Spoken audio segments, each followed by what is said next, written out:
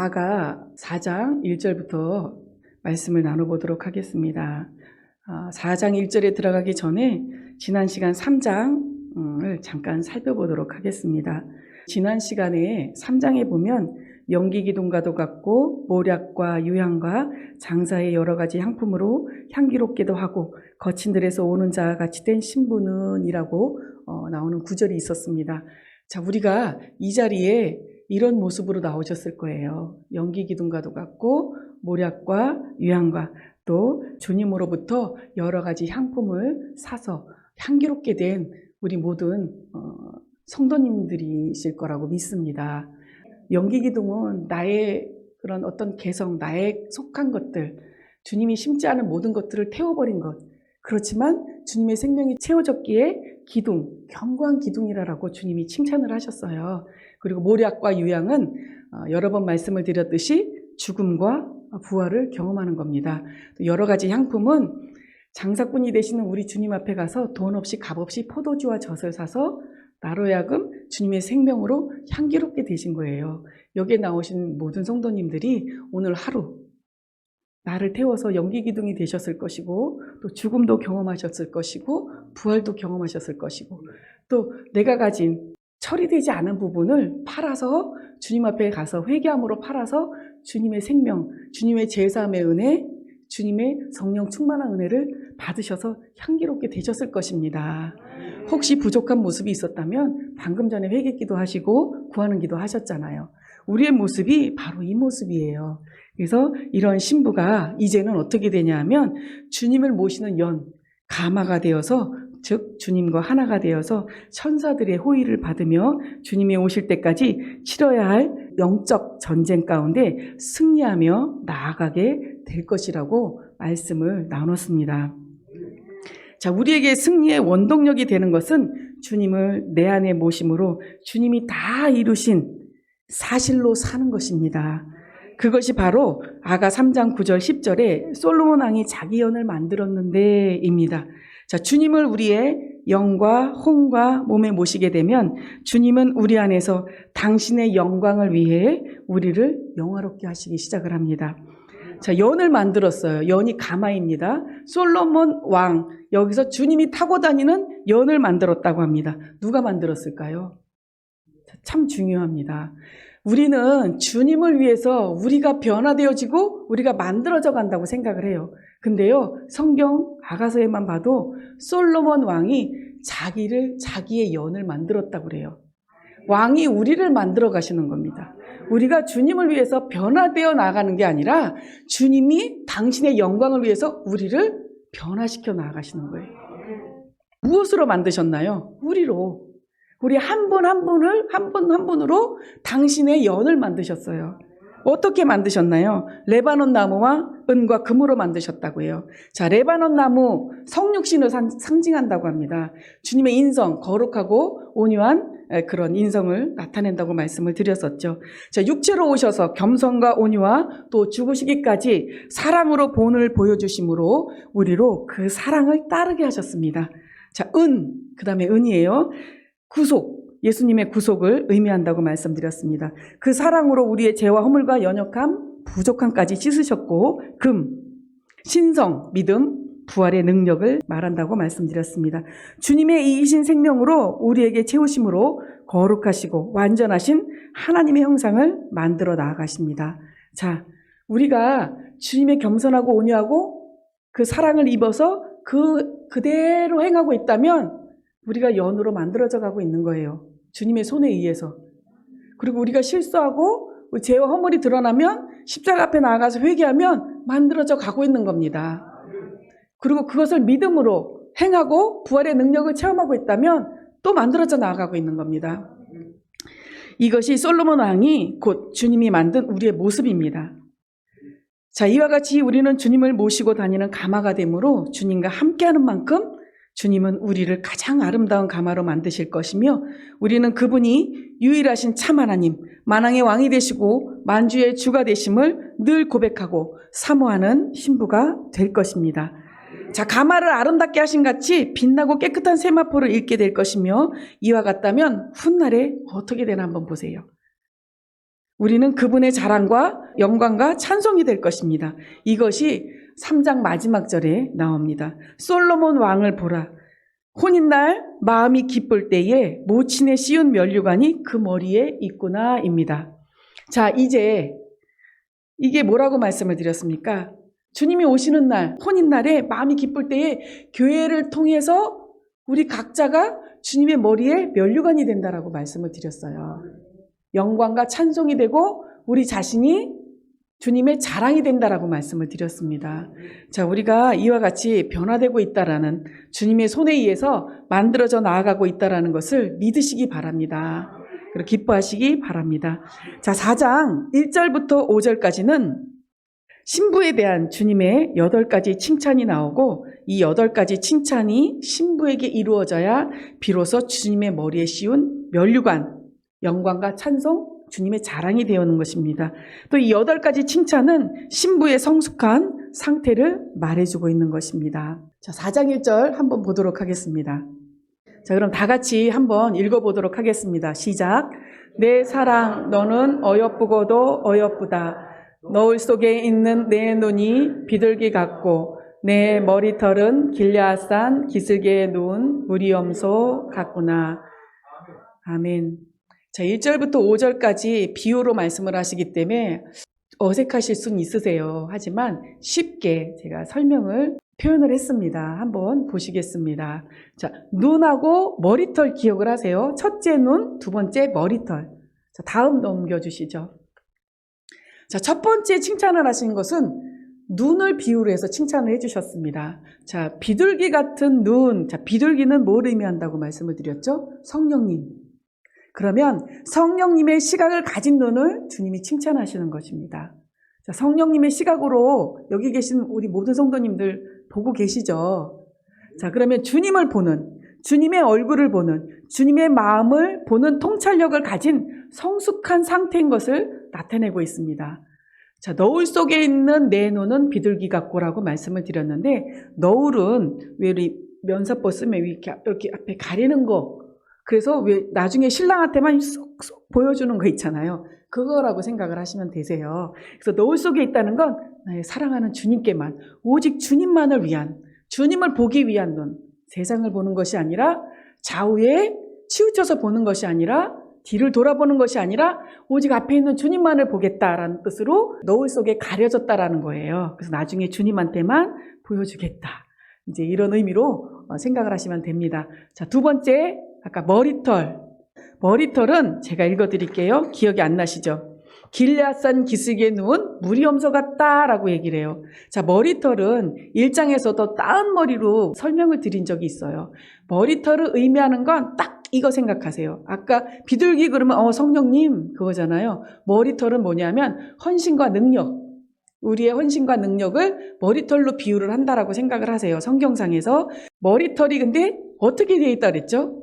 길르앗산 기슭에 눈 무리염소 같아 라고 칭찬을 하셨어요. 근데 염소는 성향 자체가 천방지축입니다. 가만히 있지 못하는 성향이에요. 근데 이 염소가 한 마리도 아니고 무리를 지어서 산기슭에 쭉 누워있는 거예요. 자, 그러면 의지가, 자기 성질이 꺾인 거죠. 염소의 성질이 꺾인 거예요. 그러면 보시면 자기 생각, 감정, 의지 등을 주님 앞에 굴복시키는 모습을 칭찬하는 겁니다. 자, 우리가 어떻게 해야겠습니까? 누운 무리염소 같이 우리의 감정, 생각, 의지를 주님 앞에 굴복시킨다면 이런 칭찬을 받으시는 거예요. 주님을 향한 헌신과 순복하는 의지를 가진 성숙한 상태를 말한다고 합니다. 근데 아까 길르앗산이 잠깐 나왔었죠. 어디에 누워 있었다고? 길르앗산에 누워 있었다고 했었습니다. 자, 길르앗산은 야곱이 라반 삼촌으로부터 도망 나오고 라반이 야곱을 추적해 와서 딱 만난 데가 길르앗산이에요. 근데 길르앗산은 사실 풍성과 은혜를 상징하는 지명이기도 합니다. 근데 길르앗산에서 결과적으로 어떤 일이 일어나냐면 야곱하고 라반하고 불가침 조약을 맺어요. 돌무더기를 쌓고 서로 이제 참견하지 말자. 서로 침해하지 말자. 서로 간섭하지 말자. 넌 너대로 난 나대로. 그러면서 이 일을 증거하시는 이가 하나님이시다 라고 얘기를 해요. 자, 이것을 살짝 우리의 지금 비유를 해볼게요. 우리를 증거하시는 이가 우리의 대변인이 되시고 변호인이 되시는 분이 누굽니까? 예수님이시잖아요. 지금 우리가 세상에 대해서 이와 같이 세상과 우리가 불가침 조약을 맺었다고 생각을 하시면 되세요. 나는 세상에 대해서 죽고 세상은 나에 대해서 죽었어. 누구 때문에? 예수 그리스도 때문에. 나는 세상과 상관이 없고 세상도 나를 간섭할 이유가 없어요. 우리가 예수 그리스도 안에 있다면. 그래서 서로 불가침 조약을 맺기 때문에 이제 우리는 어디로 가요? 주님 앞에 갑니다. 그럼 누가 우리를 책임지십니까? 주님이 우리를 책임지시죠. 그래서 그곳이 풍성과 은혜의 땅이라는 거예요. 자, 우리가 우리 의지, 생각, 감정을 꺾어버리시고 풍성과 은혜의 땅에서 주님의 성숙한 상태를 나타내면서 칭찬을 받으시기를 바랍니다. 자, 다음 넘어가도록 하겠습니다. 다 같이 읽어보도록 하겠습니다. 내 이는 목욕장에서 나온 털 깎인 암양, 곧 새끼 없는 것은 하나도 없이 각각 쌍태를 낳은 양 같구나. 아멘. 자, 이 빨간 글씨 기억하세요. 이제 이빨 얘기하는 겁니다. 넘어가겠습니다. 이는 조금 전에 말씀드렸던 것처럼 우리의 이빨을 생각하시면 됩니다. 이 하면은 음식을 씹어 삼키는 거잖아요. 근데 성경에 이 구절을 이해를 돕기 위해서 히브리서 5장 13절, 14절에 이런 말씀이 있습니다. 대저 젖을 먹는 자마다 어린아이니 저희는 의의 말씀을 경험하지 못했다고 그래요. 근데 단단한 식물은 누구의 것이라고 말하냐면 장성한 자의 것이라고 말합니다. 그리고 말씀하시는 게 저는 지각을 사용함으로 연단을 받아서 선악을 분별하는 자라고 말씀을 하세요. 그러면 여기 이를 가지고 있다라는 것은 내가 단단한 식물을 먹을 수 있다라는 거예요. 이를 가지고 하나님의 말씀을 삼키고 소화시킬 수 있다라는 겁니다. 자, 그래서 위에 보시면 주님의 말씀을 소화시키고 삼킬 수 있는 능력을 칭찬하고 계세요. 목욕장에서 나온 털 깎인 암양 같아 라고 얘기를 하셨어요. 자, 목욕장에서 나온 하나님의 말씀으로 내가 깨끗해지니까 이 양이 목욕장에서 나와서 깨끗해진, 그리고 말씀으로 내 천연적인 것들, 나에 속한 것들, 주님에 속한 것들이 아니라 나에 속한 천연적인 털들이 다 깎인 아주 깨끗한 양과도 같은 존재가 됐다. 그러니까 내가 깨끗해졌다라는 거예요. 우리 영과 혼과 몸이 정결하게 됐다라고 말할 수도 있어요. 그리고 하나님이 심지 않은 모든 것을 뽑아낸 상태, 이 털 깎인 암양. 그 다음에 뭐라고 말씀하시냐면 새끼 없는 것은 하나도 없이 각각 쌍태를 낳은 양 같아 라고 얘기를 해요. 자, 쌍태 하나도 아니고 둘이에요. 하나님이 하나 주시지 않고 둘을 주셨어요. 풍성한 복을 말씀하시는 겁니다. 우리가 하나님의 말씀을 단단한 식물을 삼키고 소화시킬 수 있는 능력이 있다면 우리는 우리의 영과 혼과 몸이 깨끗해질 뿐 아니라 깨끗해지는 것만큼 주님의 생명으로 풍성함을 누리게 된다라는 거예요. 그것을 칭찬하시고 그런 성숙한 상태에 있는 것을 말씀해 주시는 것입니다. 자, 다음 넘어가도록 하겠습니다. 제가 읽겠습니다. 내 입술은 홍색실 같고 내 입은 어여쁘고 너울 속에 내 뺨은 석류한 쪽 같구나 입니다. 자, 입술, 입, 뺨 칭찬하셨습니다. 다음, 입술은 우리의 말을 내는 기관이에요. 우리의 마음과 우리의 생각을 통해서 말이 생성이 되잖아요. 마음에 있는 게 입으로 나오고 생각하는 게 입으로 나온다고 들으시잖아요. 그러니까 우리 입술이 말을 내는 기관인데 결국에는 마음과 생각을 칭찬하시는 거예요. 그럼 예수님의 구속을 통해, 자, 입술이 홍색실 같아. 자, 홍색하면 떠오르시는 게 예수님의 구속을 상징하는구나. 기억하실 게 많아요. 비둘기는 성령님. 자, 머리털은 헌신과 능력. 자, 홍색실은 예수님의 구속. 은도 예수님의 구속. 자, 기억하실 게 많죠. 홍색실도 예수님의 구속을 상징합니다. 그래서 내 입술이 홍색실 같고는 예수님의 구속을 통해서 변화된 신부의 마음과 생각을 칭찬하시는 겁니다. 자, 그래서 우리의 마음과 생각이 예수님의 구속을 통해서 지혜롭고 의롭고 거룩하게 됐다라는 거예요. 자, 그 다음 넘어가시면 입입니다. 입. 자, 입술이 우리의 마음과 생각을 칭찬하신 거라면 우리의 입은 우리의 입술로 통해서 나오는 모든 말, 모든 믿음의 고백을 칭찬하시는 겁니다. 쓰여진 그대로 신부에 대한 5번째 칭찬은 입술로 나오는 모든 말을 칭찬하고 주님의 구속을 통해서 나오는 믿음의 고백이기 때문에 그 믿음의 고백을 하고 있는 성숙한 상태를 주님이 칭찬하고 계시는 겁니다. 자, 다음 넘어가면 뺨입니다. 자, 뺨은 전에도 1장에서도 나왔었어요. 뺨은 우리의 감정이 가장 잘 드러나는 곳입니다. 화가 나면 울그락불그락, 짜증이 나면 막 슬프면 이 뺨으로 다 볼 수가 있어요. 근데 뺨이 성녀 한쪽 같다고 그랬거든요. 그럼 뺨이 불구스름한 거예요. 이거는 양심에 민감한 모습. 그 밑에 보시면 작은 죄악에 대해서도 민감하게 대적하고 말씀에 위배되면 즉시로 회개하고 고치고자 하는 성숙한 상태다. 우리가 양심에 민감하다 보면 작은 것도 용납이 안 되잖아요. 주님하고 걸리는 것이 뭔가 좀 있으면 찝찝하면 이게 죄인지 아닌지도 모르는데 찝찝해. 그러면 그걸 죄로 여기고 우리는 회개하잖아요. 이렇게 양심에 민감한 모습을 칭찬하는 겁니다. 자, 우리가 뺨까지 이렇게 계속 설명을 들으셨는데요. 가만히 듣다 보시면 우리의 모습이 있어요. 그럼 우리가 지금 8가지 칭찬을 받고 계시다는 것을 기뻐하시기 바랍니다. 자, 뺨도 너울 속에 있다라고 표현을 하셨는데 주님께만, 내 사랑하는 주를 위해서만 보이겠다는 것을 의미합니다. 자, 다음 넘어가겠습니다. 같이 읽어볼까요? 시작. 내 목은 군기를 두려고 건축한 다윗의 망대, 곧 일천방패, 용사의 모든 방패가 달린 망대 같고. 아멘. 자, 목은 일반적으로 우리 아무것도 없는 목은 고든 목, 교만한 목을 상징할 때가 많이 있습니다. 근데 1장에서는 구슬개미가 있는 목이라고 했었고 여기서는 다윗의 망대라고 해요. 군기가 잔뜩 들어있고 군사의 무기가 잔뜩 들어있고 용사의 방패가 잔뜩 달린 망대라고 얘기를 해요. 망대는 뭐냐면 성이 있다면 거기서 가장 높게 쌓인 탑 같은 곳이라서 외부를, 성 밖을 보면서 성 밖의 상황을 안에 있는 사람들한테 알려주면서 안전을 요하기도 하고 외부에 침입이 있으면 미리 알려줌으로 대피할 수 있도록 하고 이런 역할을 하는 게 망대예요. 우리 목은 망대와도 같다라는 거예요. 그래서 사단의 공격을 방어하고 공격할 수 있는 말씀들이 마음에 가득 차 있음을 칭찬하고 계시는 겁니다.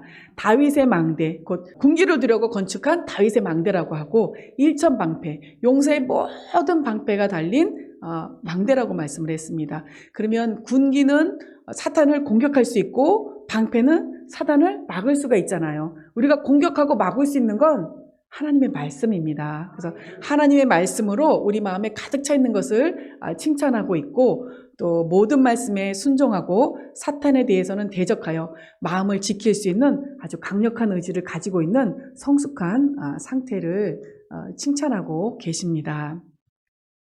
자, 마지막 8번째 칭찬입니다.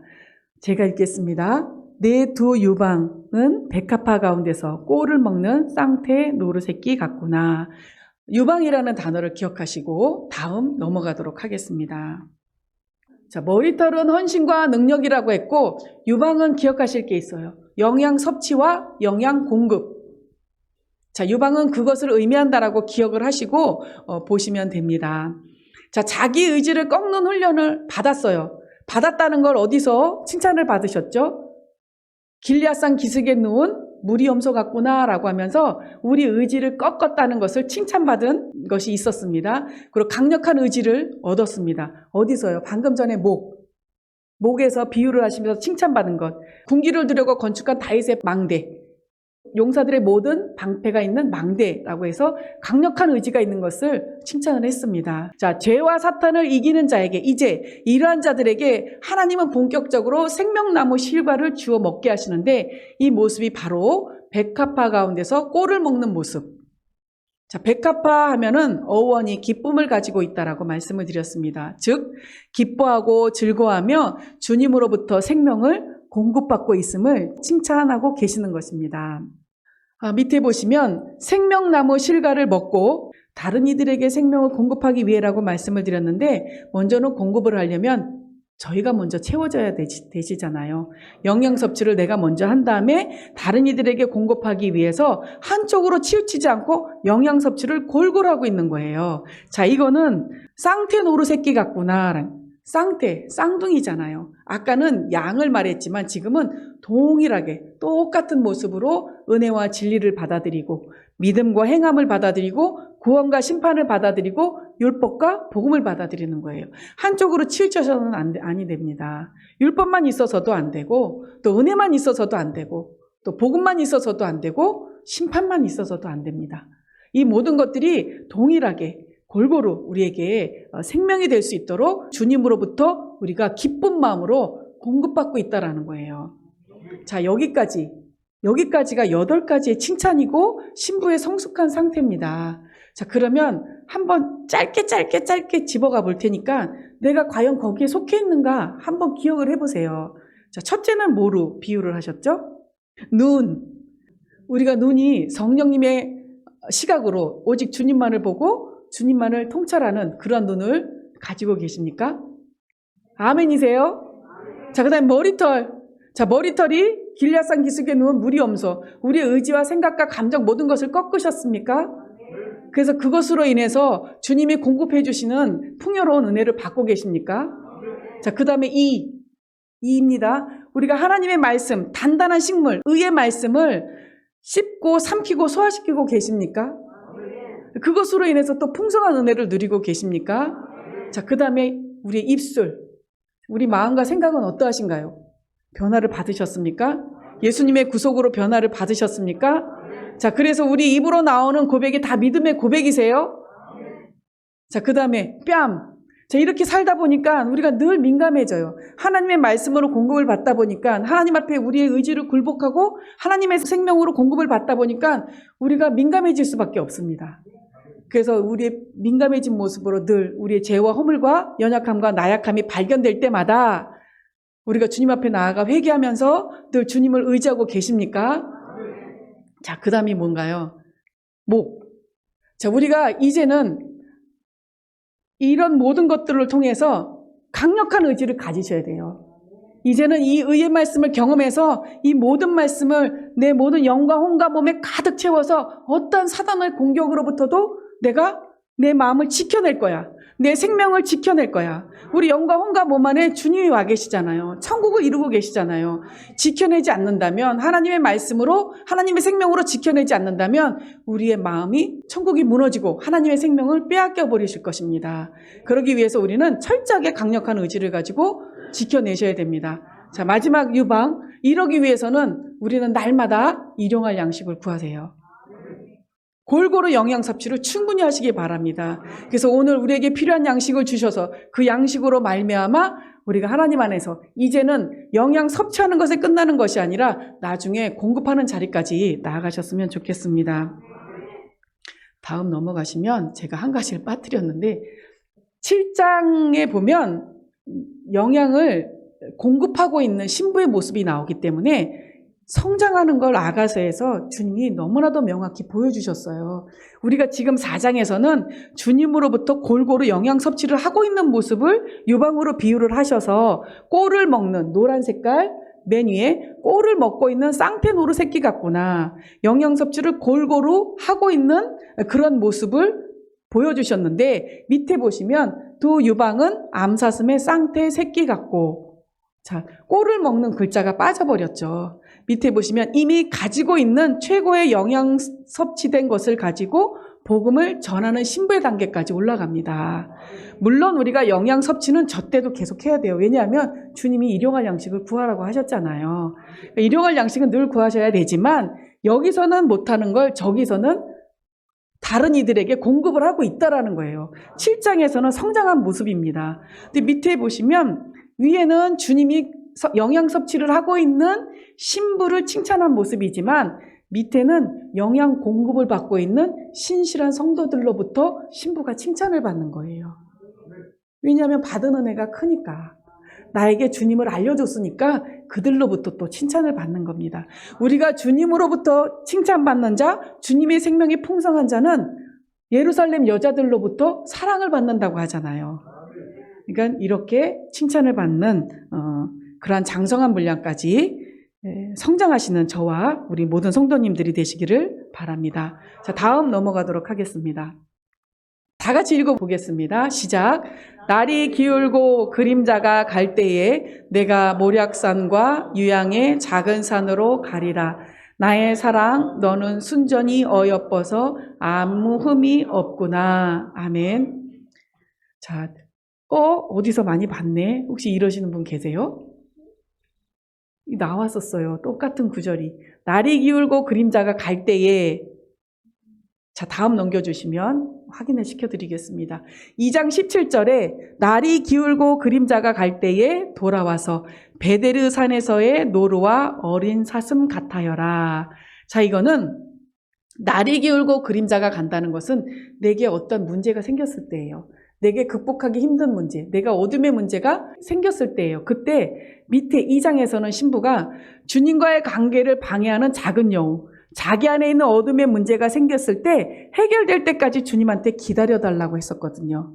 일어나서 가자 그랬을 때 여기서 안주하면서 주님 빨리 와서 나 이거 해결해 주세요.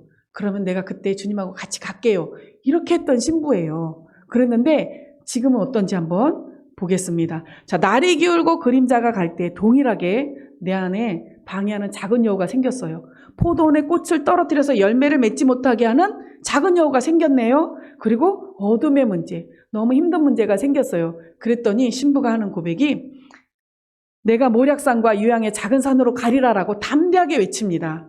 자, 모략은 뭐라 그랬습니까? 예수님의 죽음. 유양은 예수님의 부활. 자신의 어둠, 곧 자신의 부족함과 연약함이라는 결점이 더 이상 자신을 붙잡지 않고 도리어 그 결점을 해결하여 완전해지고자 하는 것입니다. 예수님의 생명으로 부딪히는 겁니다. 죽음은 죽으리라 부딪히는 겁니다. 내가 이 일에 대해서 죽어. 아까 말씀드렸잖아요. 내가 세상에 대해서 죽고 세상은 나에 대해서 간섭하면 안 돼요. 누구 때문에? 예수 그리스도 때문에. 근데 우리는 자꾸 속아요. 예수 그리스도가 우리의 증인이 되시고 변호인이 되시는데 우리는 자꾸 세상에 원수마귀한테 우리는 자꾸 농락을 당하고 놀이개가 되고 조롱거리가 된단 말이에요. 근데 사실 그건 우리가 속는 겁니다. 더 이상 우리가 세상에 조롱거리가 되지 않도록 예수님의 이름의 권세로 이기시는 저와 여러분이 되셨으면 좋겠습니다. 자, 그럴 때마다 고백을 하셨으면 좋겠습니다. 저도 고백을 하겠습니다. 어떻게 해요? 내가 죽으리라. 그리고 예수님의 생명으로 살리라. 그게 바로 모략산과 유양의 작은 산으로 가리라입니다. 자, 주님의 죽으심을 산과 같은 높이와 크기로 경험하겠다는 것입니다. 자, 죽는 것은 쉬운 일이 아니에요. 죽어보셨잖아요. 고통이 있습니다. 죽음의 고통이. 그래서 그 큰 산과 같은 크기로 경험하겠습니다. 라는 강력한 의지입니다. 그리고 주님의 부활하심은 유양의 작은 산입니다. 왜 작을까요? 겸손한 의지로 주님의 생명을 받아들이겠습니다. 라는 그런 의지를 나타내는 것입니다. 지금 너무 멋있지 않습니까? 이 구절은 한번 암기를 해도 좋을 것 같습니다. 날이 기울고 그림자가 갈 때 내가 모략산과 유양의 작은 산으로 가겠습니다. 얼마나 멋있습니까? 자, 다음입니다. 모략산과 유양의 작은 산으로 가리라는 고백이 아까 말씀드렸던 구절 읽었던 나의 사랑 너는 순전히 어여뻐서 아무 흠이 없구나. 흠이 없을 수밖에 없죠. 이런 소리 들을 수밖에 없어요. 왜냐하면 죽었거든요. 세상에 대해 죽었고 예수님의 생명이 나한테 왔는데 어떤 흠이 있겠습니까? 주님의 생명은 흠이 없으신 분이세요. 점이나 티가 없으신 분이십니다. 그 생명이 우리 안에 있기 때문에 이 칭찬을 받는 겁니다. 그래서 드디어 무슨 호칭이 나오냐면 나의 신부야. 드디어 나의 신부야 라는 호칭이 이제부터 나오기 시작을 합니다. 자, 이제 신부는 완전히 예수님의 죽으심과 합하여 죽게 될 것이며 모든 부분에서 곧 생각, 감정, 의지에서 완전히 자신을 죽일 것입니다. 그리고 그리스도의 부활하심과 합하여 부활할 것입니다. 아멘. 다음 넘어가도록 하겠습니다. 자, 나의 신부야 드디어 나왔습니다. 자, 여기까지 신부란 소리 들으실 수 있으시죠? 예전에는 이거 들을 때 저게 뭐야 언제가 처음 목사님이 아가 강의를 했을 때가 7년 전이었을 거예요. 그때 설교하셨을 때는 숨이 턱 저 언제가 저런 게 있어? 그런 생각을 했었던 적도 있어요. 왜냐하면 처음 듣는 말씀이기 때문에 신기했거든요. 근데 가고는 싶었어요.